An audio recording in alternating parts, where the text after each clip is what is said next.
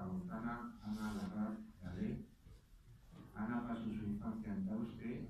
A los 14 años se fue a estudiar a Zaragoza, siguiendo sus estudios en Valencia, donde se tituló como arquitecto técnico. Posteriormente se trasladó a las Islas Canarias, donde actualmente reside. Como siempre le gustó escribir e investigar. Aprovechando la baja maternal, comenzó a hacerlo sobre la desaparición de su abuelo Ángel en la Guerra Civil, trabajos que dieron como fruto el libro que hoy presentamos.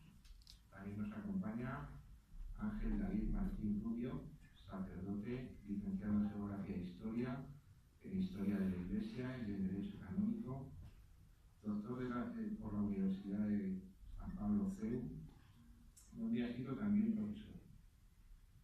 Actualmente es canónigo archivero de la Catedral de Santa María de la Asunción de Coria, en Cáceres, vicario judicial y profesor, autor de varios libros y numerosos artículos. Coordina las actividades del Foro de Historia en Libertad y el blog Desde mi Campanario. Pues nada más por mi parte, agradecerles su presencia y recordarles que la autora estará encantada de firmarles libros a los que lo deseen cuando acabe la presentación. Paso la palabra a Natalia.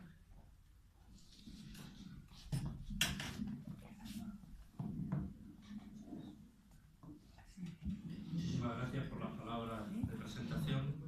Gracias también al editor de la tercera edición, por la que hay que felicitar especialmente a la autora, a quien le tengo que agradecer, en primer lugar, la deferencia de haber querido que estuviera aquí en esta tarde con ustedes en la presentación de este libro. También la deferencia de haberme pedido que escribiera unas palabras de presentación, un prólogo, y también la de, en buena medida, haberme tenido al corriente de la última gestación inmediata de esta obra, en esos últimos momentos en los cuales la estaba ya, pues prácticamente estaba ya madura, ¿no? Y estaba a punto de ver la luz del mundo. Eso, en buena parte, se debe a que ya en años anteriores se había iniciado, yo me atrevo a llamarla una buena amistad, aunque lo que seguramente no sabe casi nadie de los que están aquí es que nos hemos conocido personalmente hoy en Madrid, ¿no? Pero sí, realmente había una sintonía de intereses, de preocupaciones, también de perspectiva, en el análisis de lo que había sido también una propia trayectoria familiar, personal, histórica, que en un determinado punto nos llevó a confluir y a entrar en contacto y bueno, pues haber tenido ese intercambio, ¿no?, de información, de pareceres acerca de unos sucesos en los cuales, no estrictamente paralelos, pero con una cierta cercanía, se vieron envueltos por igual la familia de Ana y mi familia. Con además la casualidad que tanto su abuelo como mi abuelo se llamaban Ángel, ¿no? Lo cual puede ser una simple casualidad, pero también no deja de ser también significativo. En esta intervención, que yo quiero que sea breve porque cuando el editor me invitó a hacer la presentación así convinimos que realmente la protagonista es Ana, ustedes han venido aquí a escuchar a Ana y a que nos cuente y que nos desentrañe cómo se gestó y cómo se llegó a elaborar esta novela, en la que yo le decía hace un momento que yo había creído en ella desde el principio. Desde que me habló de ella, antes de haberla visto ya creí en ella, porque me convence realmente la fórmula de la novela histórica como la manera de transmitir no solamente historia, no solamente el pasado, sino también una percepción del pasado que no prescinde, pues, del corazón y del sentimiento.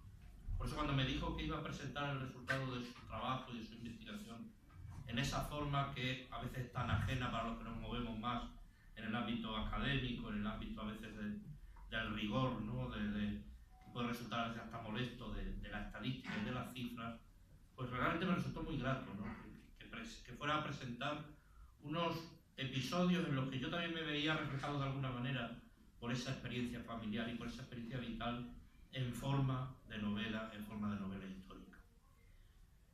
Yo lo indico en el prólogo, se lo he comentado, estoy convencido de ello, de que esta novela tiene de novela su calidad literaria, su argumentación, su capacidad de sorprender al lector, su dramatismo, pero es novela histórica porque ante todo es historia. Ana ha tenido la capacidad de plasmar en esas líneas, en esas 600, casi 700 páginas de apretada tipografía, el latido de unos hechos que ocurrieron, que fueron historia. Hay una mínima ambientación necesaria, ¿no?, de carácter dramatizante, ¿no?, de los episodios, en los diálogos, en la presentación de los personajes. Pero tanto los personajes que figuran en la novela, que aparecen en la novela, la inmensa mayoría de ellos, como las circunstancias en las que se ven envueltos, como la manera que ella tiene de presentarnos esas circunstancias, yo, desde la modestia que me da mi condición de historiador, pero también, digamos, desde un poco el conocimiento de las fuentes y también de este episodio concreto, ¿no?, que fue la gran ofensiva sobre Zaragoza, puedo dar fe de que es rigurosamente histórica. Por eso digo, es novela y vale como novela por su calidad literaria, pero ante todo es historia, es latido histórico lo que tienen en la fotografía Historia de un soldado. Lo cual también me hace a mí especialmente difícil lo que yo quería contarles en esta tarde, que es, lo tienen ahí en la lámina, hacer unas acotaciones históricas a la novela sin, por otra parte, desvelar el final de la novela, sin estropearles la experiencia que va a tener quien se lleve la novela y la lea sin conocer un poco el desenlace histórico que hay detrás de ese episodio. Es difícil, pero lo voy a intentar. Voy a intentar darles unas claves de carácter histórico sin desvelar qué ocurre, qué pasa al final de la novela, para que eso lo puedan descubrir ustedes al enfrentarse a ella. Un poco la primera referencia que tenemos para ubicar la novela es que claramente, ya el título nos lo dice, está dividida en dos partes, 1936 y 1937. Se puede haber dividido también entre julio-agosto de 1936, julio-agosto de 1937 y el resto de 1937. Porque la primera parte, sobre todo en lo referente al año 1936 y parte de 1937 hasta agosto de 1937, nos sitúan en el entorno, como ya nos anotaba el editor, del inicio de la guerra civil, tanto en la retaguardia como en el frente, en el entorno del frente aragonés, y más en concreto dentro del frente aragonés, en el frente más cercano, uno de los frentes más cercanos a la ciudad de Zaragoza, que era el frente de Quinto, tal y como va a quedar configurado después de una serie de episodios que se suceden de manera rapidísima entre el 18, 19, 20 de julio de 1936 y el 8 o 10 de agosto del mismo año. En ese primer momento tiene lugar la extensión del alzamiento que ha comenzado en Marruecos a la península y se delimita más o menos, ¿no?, todavía no de manera definitiva, pero en buena parte lo que será la división de España en dos zonas, que es lo que hace que lo que había comenzado siendo una sublevación militar por una parte y un alzamiento popular por otra, se transforme en una guerra civil. En la existencia, la posibilidad de formar dos retaguardias dispuestas a disputarse el terreno.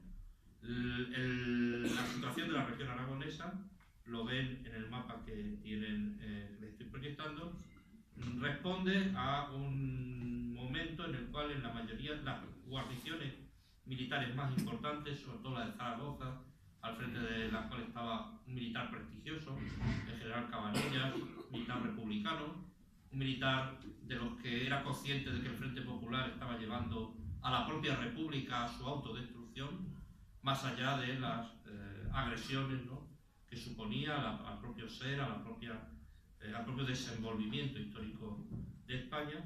Es un militar prestigioso que con su... ¿No se ve el mapa? No.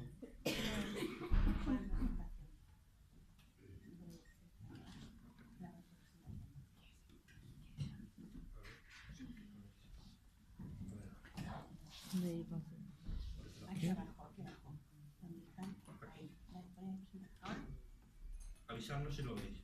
Si no, lo que hago es que cierro y empiezo otra vez. ¿Se ve algo?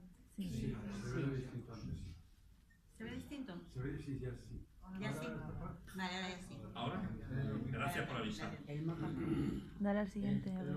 Gracias por avisar. Estaba hablando y no sé. Bien, entonces digo, como consecuencia sobre todo de ese impulso, ¿no?, de la guarnición de Zaragoza, en el resto de los territorios, la mayor parte del territorio aragonés va a quedar prácticamente en su totalidad, no todo, pero casi su totalidad, va a apoyar al alzamiento. Ese panorama va a cambiar a los pocos días, ya a partir del 23, 24 de julio de 1936, es decir, todavía estamos hablando de la semana posterior, inmediatamente posterior al alzamiento. Y yo creo que este es el hecho que realmente va a transformar la vida de Ángel Larraz y de otros muchos aragoneses. Y es la invasión de Aragón por tropas procedentes de las regiones del este, fundamentalmente de Cataluña, pero también de Valencia, que en una serie de columnas formadas por fuerzas de ejército regular, de orden público y de milicianos, comienzan a avanzar sobre el territorio aragonés en múltiples direcciones, siendo las más importantes las que ven en ese mapa que les estoy señalando. A partir de Barcelona, Tarragona y Castellón-Valencia. Hay una línea de avance hacia el norte de Aragón, hacia la zona de Huesca y sobre todo de Barbastro. Hay otra línea de avance sobre Zaragoza directamente y una línea de avance desde el sur que procede desde Castellón y de Valencia. La zona de Quinto, Codo y de Belchite es el lugar de confluencia de columnas procedentes de los dos lugares, tanto de Cataluña como de Valencia. Y es la zona, son los lugares en los cuales esa ofensiva se va a estabilizar durante bastante tiempo, durante bastantes meses. De tal manera que lo que se temía que podía acabar arrollando la capital zaragozana y por lo tanto pues probablemente haber introducido una gran incertidumbre en el avance de la guerra, porque si se fijan, la comunicación entre Aragón es inmediatamente con ese otro pulmón de la retaguardia nacional que era Pamplona y Logroño. Entonces la toma de Zaragoza en estos primeros momentos de la guerra probablemente hubiera alterado completamente el desarrollo, ¿no?, de las campañas militares en los meses siguientes. Digamos, se va a ver alterado esa posibilidad gracias a la fijación, primero provisional y luego ya de manera más definitiva, de unas líneas de frente, una de cuyas posiciones son las posiciones de Quinto, de la cual nos va a hablar abundantemente la novela, porque es el lugar al cual va a ser destinado un soldado que es movilizado por una serie de circunstancias que se dan en él, y junto también con el voluntariado que acude también a defender esos lugares. De tal manera que en poco tiempo... Se ha desconectado. ¿Ahora? Al final lo que va a ocurrir es eso, que va a quedar configurado el territorio aragonés en dos zonas que se dividen aproximadamente la mitad del territorio regional, aunque luego la división por provincias no es tan equitativa. Es decir, hay provincias como la de Zaragoza que tiene más más territorio en zona nacional que en zona republicana, y mientras que en Huesca y Teruel en la proporción es inversa. Pero bueno, si nos fijamos en lo que es el conjunto de Aragón, pues prácticamente se establece una división equidistante con toda una serie de términos municipales que son atravesados por la línea de frente. Ahí se encuentra pues, precisamente el término de Quinto o el término de Belchite.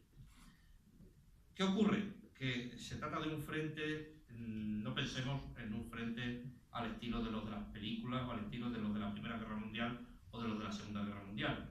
Era un frente abierto, con grandes espacios entre determinadas posiciones fortificadas, y a las cuales muchas veces lo más que era posible era mandar unas unidades móviles que se constituyeron para acudir, digamos, como una especie de bomberos, ¿no?, en aquellos lugares donde había peligro de una ofensiva, acudir para taponar y poner fin a la solución y tratar de evitar el problema. Así va a transcurrir prácticamente el primer año de la guerra. Son meses para quienes estuvieron, ¿no?, en el frente, tanto en Quinto, en Codo como en Belchite, son meses dramáticos, tanto para el frente como para la retaguardia, pero digamos que la situación está estabilizada, está contenida. Dentro de cierta tensión, si se fijan, también, y un poquito comentando al hilo de la novela, se dan cuenta que son unos momentos en los cuales se interrelaciona mucho la vida de la retaguardia, la vida de familia, los recuerdos de la hija. Son posibles todavía visitas familiares desde Daute Quinto al frente. Es decir, es todavía, es la guerra, pero digamos es una guerra todavía que tiene cierta seguridad, tiene cierta humanidad. Sin embargo, en realidad se estaba gestando lo que iba a ocurrir, que va a transformar radicalmente este escenario. Y es que esta situación no va a perdurar más allá del verano de 1937. ¿Qué ha pasado? ¿Qué ocurre en el verano de 1937? Pues ocurre que una región como la aragonesa, que había sido desde los primeros momentos de la guerra escenario no solamente de una guerra también, sino de una revolución, especialmente a la zona republicana, y una revolución que había estado muy condicionada, ¿no?, por la presencia tan importante del anarquismo, que procedente sobre todo de Barcelona, pues había influido mucho en ese proceso revolucionario, a través sobre todo de una institución que se llamaba el Consejo de Aragón, ¿no? Entonces, hay que interrelacionar, ¿no?, la evolución política con la evolución militar. Esta región, que ha sido de gran protagonismo anarquista, va a encontrarse, digamos, en el pleno ojo del huracán del gran giro político que se produce en la retaguardia republicana a partir de mayo de 1937, con los llamados sucesos de Barcelona y la sustitución de Largo Caballero por Negrín, lo cual va a acentuar mucho más, por un lado, la dependencia de la zona republicana hacia la Unión Soviética, la hegemonía del Partido Comunista y, digamos, la puesta en cuestión, cuando no bajo sospechas, de los anarquistas. Y entonces el Frente Aragonés, que digamos no era ni el más importante, ni el más estratégico, ni en el que se pensaba que podía resolverse la guerra, por sobre todo una opción política, más que una opción militar, porque es una operación parecida a la que se plantea con ocasión de la ofensiva de Zaragoza, se podría haber planteado seguramente con más éxito militar en otros lugares, y así lo quería, por ejemplo, el general Vicente Rojo, que tenía un plan muy parecido, pero que se hiciera no en el frente de Aragón, sino en el frente de Extremadura, y probablemente hubiera tenido más éxito. La región aragonesa se va a convertir entre agosto de 1937 y marzo de 1938 en el escenario predilecto para las operaciones militares que tratan de cambiar el curso de la guerra, provocando una ruptura en el frente aragonés que llevara a la conquista. En un primer momento lo que se pretende conquistar es Zaragoza. Al final lo único que se va a conseguir es conquistar Teruel, y además en unas condiciones y de una manera que prácticamente ya no va a tener ninguna influencia, ningún resultado en la marcha de la guerra. En ese escenario, en ese contexto, que es la llamada gran ofensiva sobre Zaragoza, que se acabó convirtiendo en la batalla de Belchite, porque lo que se pretendía que iba a ser la conquista de una de las ciudades más importantes de la retaguardia nacional, acabó con la conquista de un pueblo de 2.500 habitantes y de otros pueblos pequeñitos como Quinto y Codo. Ese escenario, esa transformación, por un lado va a tener una gran incidencia en el desarrollo de las operaciones militares, y por otro lado va, digamos, a introducir en la novela y en el relato de nuestro protagonista un giro que va a hacer que ese tono y una cierta serenidad que hemos tenido hasta ahora en las últimas 200 páginas de la novela se conviertan en un tono de auténtico dramatismo. Y yo ahí no quiero entrar más, porque si digo más les cuento el final, y eso se lo tienen que hacer ustedes enfrentándose a la novela. Únicamente en el mapa, que sí que creo que se está viendo ahora, pueden hacerse una idea del el planteamiento de la ofensiva en la cual tiene lugar este giro, ¿no?, el cual Quinto es un lugar más, un centro más, junto con, sobre todo, Codo y Belchite. El objetivo de la maniobra, no sé si ven el puntero, era provocar, si el frente, ¿ven el puntero? No. A ver si ahora... No. ¿Y ahora? No. Tampoco. Bueno, pero ven que hay, o sea, ven la línea del frente de norte a sur, ven que aparece Zuera, Villamayor, Fuentes, Quinto, Codo, Belchite, y luego ven la ubicación de Zaragoza, ¿no? Entonces, si se dan cuenta, el frente tiene esos entrantes, que es lo que se intenta romper. Hay como 3 líneas en rayitas, desde Zuera, Villamayor y abajo Fuentes, que es la máxima penetración que consigue el ejército republicano. Claro, ¿por qué va a fracasar la ofensiva? La ofensiva va a fracasar fundamentalmente porque lo que se esperaba que fuera romper el frente en varios sitios y poder converger de manera conjunta en 3 columnas sobre la capital de Zaragoza, va a resultar que en 2 sitios, en 2 de esos lugares, la ruptura del frente prácticamente es irrelevante. Eso prácticamente estamos hablando ahí de unos 4 kilómetros. Y en el otro lugar en el cual se va así a producir un avance territorial más importante, 3 guarniciones, la de Quinto, Codo y Belchite, van a resistir, digamos, más allá de todo lo previsible, de tal manera que la batalla se va a transformar de batalla por la conquista de Zaragoza en batalla por la conquista de Belchite. Evidentemente, lo que les vuelvo a decir, conquistar un pueblo de apenas unos miles de habitantes y una pequeña guarnición de unos centenares, se intentó presentar efectivamente como una victoria, pero no era otra cosa que un gran fracaso. En la lámina siguiente vemos simplemente algún escenario de los que transcurre la batalla,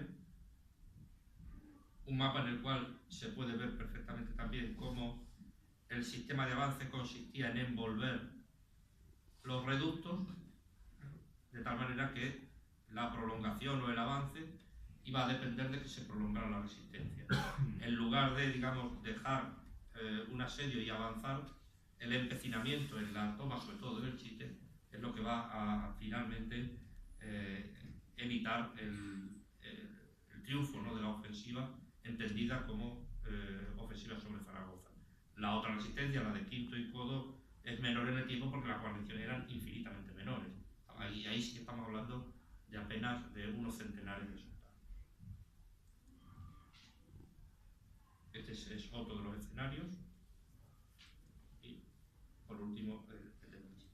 Y yo ya con esto termino mi intervención. Luego sería, por eso les he dicho que este otro momento abarcaría desde julio-agosto de 1937 a marzo de 1938, porque en marzo de 1938 va a tener lugar ya la ofensiva definitiva que va a liquidar el frente aragonés y que va a comenzar ya el avance nacional sobre el Mediterráneo, con lo cual la guerra ya también entraría en otra dinámica, que es un poco la liquidación de los frentes en el entorno de la batalla de enero. Espero que con esto, cuando luego vayan leyendo la novela y con algo de bibliografía y de información que puedan tener sobre el contexto histórico, les sirva para situar mejor muchas de las referencias que ya Ana nos da cuando, al hilo, ¿no?, de los acontecimientos, ella va situando los hechos. Y que al mismo tiempo, espero no haber sido demasiado explícito, para que aún así, cuando se enfrenten al desenvolvimiento de la novela, se dejen sorprender por el dramatismo de una existencia, de una biografía que nos sigue diciendo algo a nosotros también 80 años después de que ocurriera. Muchísimas gracias.